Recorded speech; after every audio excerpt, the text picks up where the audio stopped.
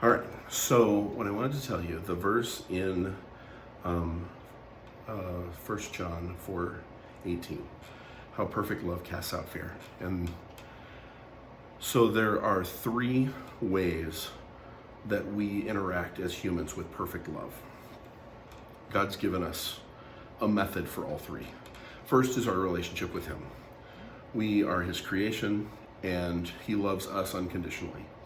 And if we don't understand that, and we think that there is conditionality in our love relationship with Him, that can block the vertical of perfect love.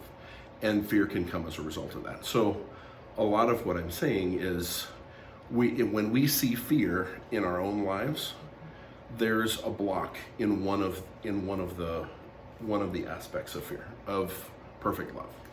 So the first one is the vertical relationship. Next one is the horizontal relationship. Now, perfect love in between humans is not perfect, but it is forgiveness. It is turning the other cheek and asking forgiveness and living in an ongoing 70 times 7 type of relationship with others. When that is going on, then there's not a block horizontally. And the third one is the one that has impacted me the most, and that's related to love for myself. Having grown up in the church, it was always seen as, you're not supposed to love yourself, you're supposed to love everybody else. And then not too long ago, it dawned on me that Scripture says you're to love your neighbor as yourself. And if you don't have an appropriate love for yourself, there's no way that you can love your neighbor. And so when I have an inappropriate self-love, not in the worldly way of the greatest love of all is learning to love yourself, like the song says, but one that recognizes who you are as an imager of God, one that recognizes God loved me so much that He came and sent His Son.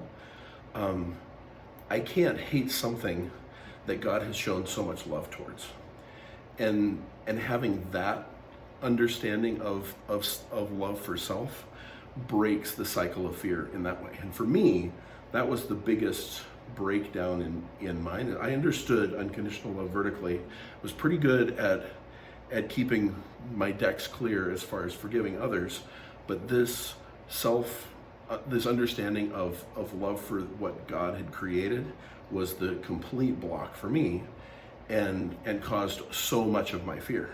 As God cleared that out and I came to a better understanding of who He made me to be, then the fear dissipated there.